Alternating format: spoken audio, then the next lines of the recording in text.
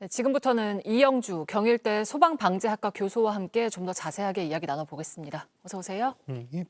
네, 그러니까 이번 산불 역대 최악의 산불이다라는 기록을 남겼는데 이렇게 가장 피해가 컸던 큰 원인은 뭐라고 보실까요? 예, 화재 상황에서 많은 분들께서도 목격하셨습니다만 굉장히 강한 바람, 또 네. 강한 바람에 의해서 화재가 굉장히 강하게 형성되면서 확산도 그만큼 빨랐고요. 네. 또 바람의 방향이 실제적으로 주풍향이 있었음에도 불구하고 여기가 굉장히 험한 산세가 좀 험한 지역들이다 보니까 대부분 산에서 골바람이라든지 그때그때 시시각각으로 변하는 이 바람 방향 때문에 네. 진압에도 상당히 어려움을 겪었거든요.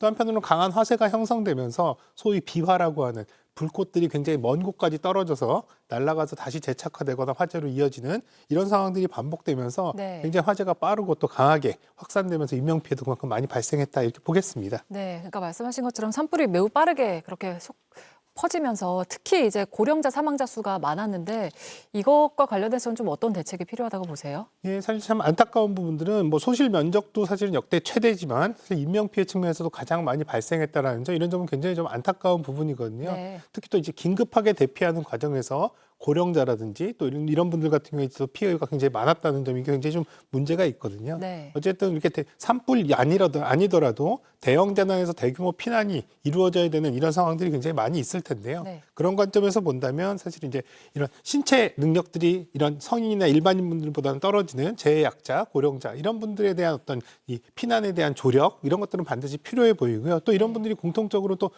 나이가 많으시다 보니까 재난 문자라든지 뭐 휴대폰이라든지 또 인터넷 이용 이런 것들에 대해서 상당히 좀 사용에 어려움이 있으신 분들이거든요. 그러다 보면 시시각각으로 변하는 산불 상황 또 일단 위험 상황에 대한 부분들의 정보 획득도 상당히 떨어질 수밖에 없는 네. 상황이라 이런 분들이 지금 각 지역에 어느 정도 있는지 또 어디에 거주하시는지에 대한 부분들을 일단 파악을 하고 또 이분들에게 재난 상황 시에 이런 대피를 조력하거나 또 이런 대피 정보를 전달해 줄 수 있는 체계들을 이번 기회에 조금 더 적극적으로 마련해야 되겠다라고 생각이 듭니다. 네, 일단 미리 파악해뒀고 그런 것들을 좀 체계적으로 마련해 놓는 게 필요하다라고 하셨는데 뭐 또 대형 헬기가 부족하다는 점이나 또 60대 위주의 그런 진화 전문 인력을 좀 개선해야 할 필요가 있다. 이런 문제들은 계속 제기가 되어 왔는데 특별히 개선된 게 없다 이런 지적이거든요.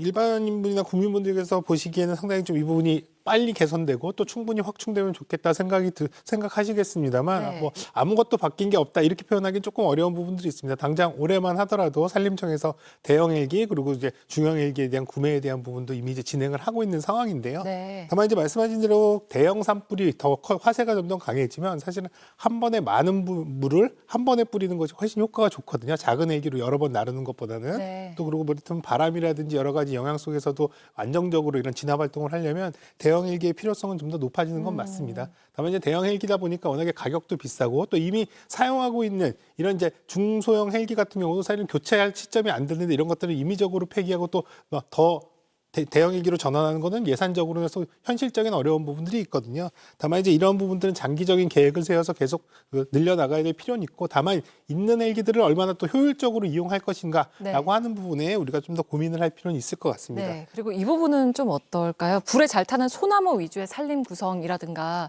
임산도로 그러니까 그런 산림을 관리하기 위한 제대로 된 산길이 부족하다. 이런 문제는 어떻게 좀 해결을 해야 할까요? 예, 맞습니다. 항상 대형 산불이 날 때마다 우리나라의 침엽수림 이런 이 비율이 상당히 높은 부분들이 항상 문제로 지적되는데요.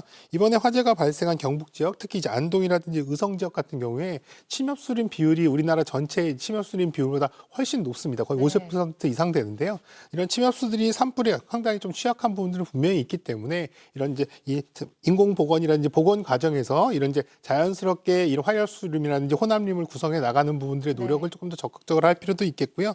또 한편으로는 임도의 확보 이 부분은 좀 절대적으로 필요한데요. 네. 뭐 많이 만들어서 우리가 이런 부분들을 뭐 이를테면 자유롭게 활용하자 이런 것까지는 아니더라도 이런 진압을 위해서 접근성을 높이는 것들이 어떻게 보면 가장 중요하거든요. 이번에도 지상 진압의 어떤 접근성이 굉장히 중요한 부분이었다면 네. 최소한의 어떤 임도의 확보라든지 이런 부분들은 우리가 앞으로 계속 확충해 나가야 되는 그런 상황이다 이렇게 보겠습니다.